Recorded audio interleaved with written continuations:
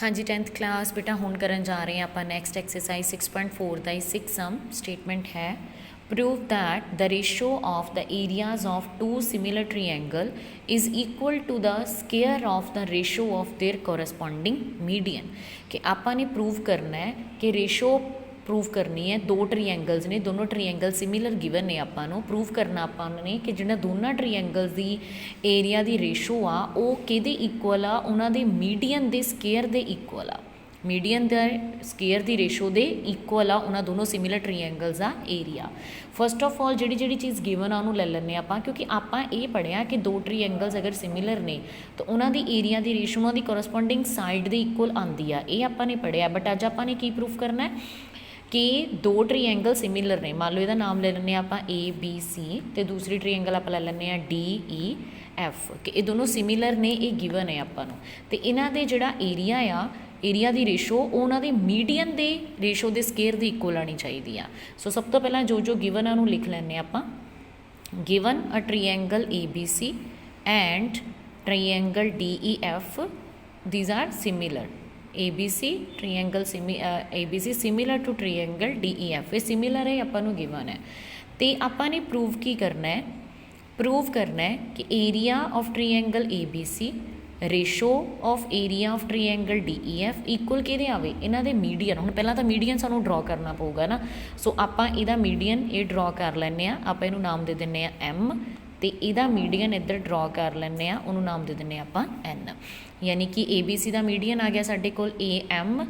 तो यदा मीडियन आ जाऊगा डी एन ये स्केयर के इक्वल आपने की करना वा प्रूव करना वा।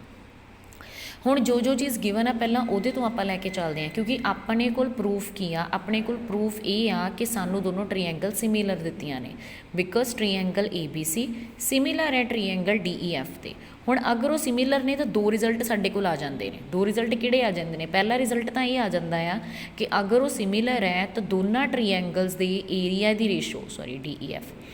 एरिया की रेशो उन्होंने कोरस्पॉन्डिंग साइड की स्केयर की इक्वल आ जाऊगी यानी कि आप कह सकते हैं कि ए बी दे कोरस्पॉन्डिंग आ जाऊगा डी ई तो दूसरी साइड बी सी ले लें बी सी दे कोरस्पॉन्डिंग ई एफ एदा स्केयर और तीसरी side last A C over D F एदा स्केयर आ जाऊगा। एक तो ये रिजल्ट अपन को आ जाता दूसरा रिजल्ट अपने को भी आ जाता है because triangle A B C similar है ट्रीएंगल डी ई एफ के तो आपको पता है कि जो ट्रीएंगल सिमिलर होंदियां ने तो उन्होंने कोरस्पॉन्डिंग साइड की रेशो की होंदी आ इक्वल होंदी आ तो यदा मतलब A B over D E equal होगा कि B C over E F दे इक्वल होगा कि A C over D F right. But आपने प्रूव करना कि इन्ह दोनों ट्रीएंगल्स का मीडियन की इक्वल आना चाहिए तो यदा मतलब हुण आ चीज़ तो अपने को हैगी आ तो आ पूरी साइड भी हैगी अपने को किसी ना किसी तरह असीं इत्थे ए बी ते डी ई की जगह की लैके आना ए एम ते डी एन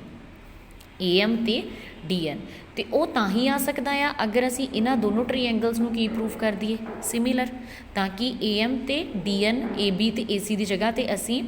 ए बी तो डी ई की जगह तो ए बी दी ते डी ई की जगह तो असी की लै सकीए ए एम ते डी एन ताकि ये दोनों की हो जाए सिमिलर प्रूफ हो जाए किहड़ी ट्रीएंगल ए एम बी और ए डी ई एन ये दोनों ट्रीएंगल सिमिलर प्रूफ कर दिए। सो ये सिमिलर प्रूफ करने लई आपां की करते हैं आपां नूं पता है कि जिहड़ा एम है वो ए एम है जिहड़ा मीडियन है ना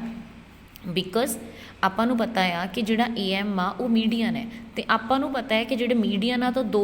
लाइनस नूं की करूगा इक्वल पार्ट्स में डिवाइड करूगा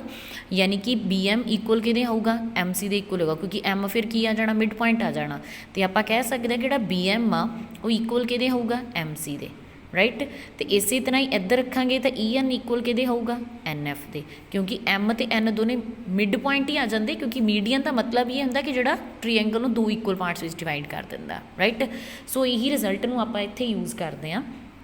हुण देखो अपने कोल बी सी आ बाकी नूं आपां नहीं छेड़ांगे रेशो नूं आपां बी सी नूं लैके चलते हैं क्योंकि बेस साडे कोले है अगर बी सी की जगह तो आपां लिख दईए B M plus M C तो कोई फर्क तो नहीं पैंदा तो इस तरह ई एफ की जगह तो अगर असीं लिख दें E N plus N F तो कोई फर्क तो नहीं पैंदा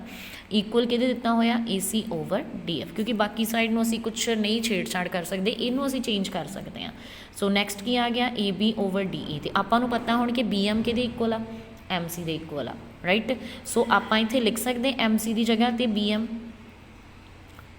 राइट तो नीचे भी इस तरह आप इहदी जगह पर की लिख देवांगे E N plus N F की जगह पर की लिख दिंने ई एन इक्वल कि आ गया A C over D F right. तो हुणे अपने को आ गया A B over D E, B M plus E M की बन गया 2 B M,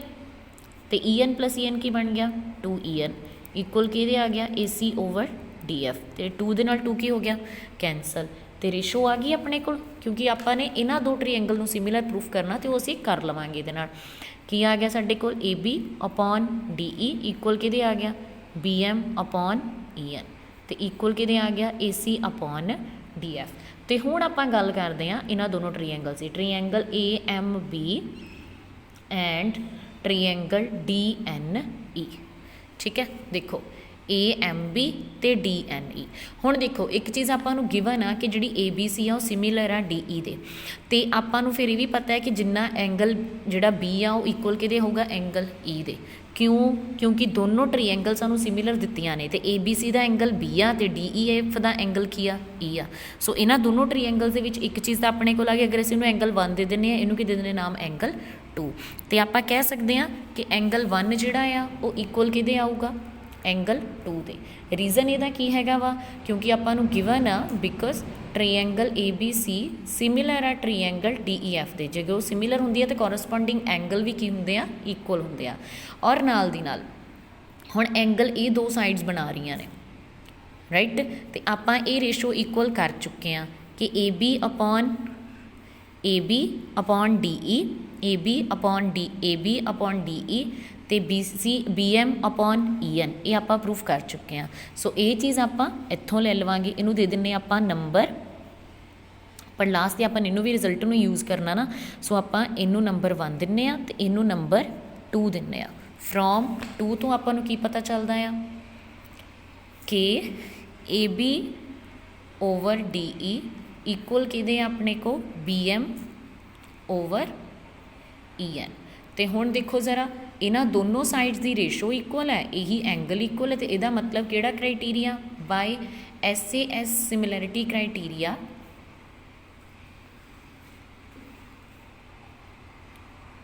triangle ABM similar to triangle DEN। तो यही आपने की करना सी प्रूव करना सी। हुण अगर ये सिमिलर ने तो तीसरी साइड भी की होगी AB अपॉन DE इक्वल की आ जाऊगा BM अपॉन EN, तो तीसरी बचती कि side sari AM upon DN। ये भी की हो गया क्योंकि सिमिलर ने तो तीनों साइड्स की तीनों जिहड़ियां कोरसपोंडिंग साइड ने उन्हां दी रेशो की हुंदी आ इक्वल, क्योंकि आपने प्रूफ कर दिता कि दोनों ट्रीएंगल सिमिलर ने। अगर ये दोनों ट्रीएंगल सिमिलर ने तो AB upon DE BM upon EN तो AM अपॉन की आऊगा DN। तीनों साइड्स की रेशो की हुंदी आ इक्वल, क्योंकि आही तो आपां रिजल्ट चाहिए सी, क्योंकि असी स्टार्टिंग यही चीज़ करके गए हैं कि आपने किसी ना किसी तरह ABDE की जगह पर की लेना अपने को AM तो DN। तो हुण आपां इत्थों आपां नूं आ तां वैल्यू चाहिए नहीं, आपां इन्हां दोनों ते फोकस करते हैं। ठीक है, AB ओवर DE इक्वल कि AM अपॉन DN, इनू आप नंबर दे दें 3। ठीक है, सो फ्रॉम थर्ड जो आप प्रूव करना सी, आपने प्रूव करना सीगा कि जिहड़ा ट्रीएंगल ABC और area of triangle DEF equal कि देना चाहिए सी AM over DN। But number 1 दे विच अपने कोल कंडीशन हैगी सी, तो AB ते DE की जगह पर हुण असीं की लिख सकते हैं AM ते DN। अगर ABDE दोनों बराबर ने तो उन्हां दा स्केयर भी की होगा इक्वल। सो फ्रॉम 1 आप कह सकते हैं area of triangle ABC upon area of triangle DEF equal किहदे सीगा AB ओवर DE दे। तो हुण AB ओवर DE किहदे इक्वल है साडे कोल AM ओवर DN। अगर ये दोनों सेम ने तो इन्हां दा स्केयर भी की होगा इक्वल होगा। क्लीयर बेटा जी। So hence result is proved. बस ध्यान देना बेटा कि सानू जो गिवन है उदों आप यूज़ करांगे। सब तो पहला गिवन सी दोनों ट्रीएंगल सिमिलर ने तो सिमिलैरिटी के दोनों रूल लिख लै। एक तो एरिया की जी रेशो आ कोरसपोंडिंग साइड की रेशो के स्केयर की इक्वल, दूसरा कोरसपोंडिंग साइड की होंदियां रेशो की होंदी आ इक्वल। कोरसपोंडिंग साइड की रेशो नूं इक्वल लैके आपने वैल्यू निकाल ली BM ਤੇ EN ਦੀ, ਤਾਂ ਕਿ ਅਸੀਂ ਇਹਨਾਂ ਦੋਨਾਂ ਨੂੰ ਸਿਮਿਲਰ ਪ੍ਰੂਫ ਕਰ ਸਕੀਏ। ਅਸੀਂ ਇਹਨਾਂ ਦੋਨਾਂ ਨੂੰ ਸਿਮਿਲਰ ਪ੍ਰੂਫ ਕਰ ਲਿਆ SAS ਕ੍ਰਾਈਟੀਰੀਆ ਦੇ ਨਾਲ। ਤੇ ਤੀਸਰੀ ਸਾਈਡ ਆਪਾਂ ਨੇ, ਕਿਉਂਕਿ ਥਰਡ ਸਾਈਡ ਦੀ ਰੇਸ਼ੋ ਵੀ ਫਿਰ ਕੀ ਆਣੀ ਸੀ, ਇਕੁਅਲ। ਥਰਡ ਸਾਈਡ ਦੀ ਰੇਸ਼ੋ ਵੀ ਆਪਾਂ ਕੀ ਲਿਆਂਦੀ, ਇਕੁਅਲ। ਤੇ ਆਪਾਂ ਨੂੰ ਇੱਥੇ ਚਾਹੀਦਾ ਵੀ ਕਿਸੇ AB/DE ਦੀ ਜਗ੍ਹਾ ਤੇ AMDN, ਤੇ ਉਹ ਆਪਾਂ ਨੇ ਲਿਆਂਦਾ ਤਾਂ ਸਾਡਾ ਰਿਜ਼ਲਟ ਕੀ ਹੋ ਗਿਆ, ਪ੍ਰੂਵ ਹੋ ਗਿਆ। ਠੀਕ ਹੈ ਬੇਟਾ।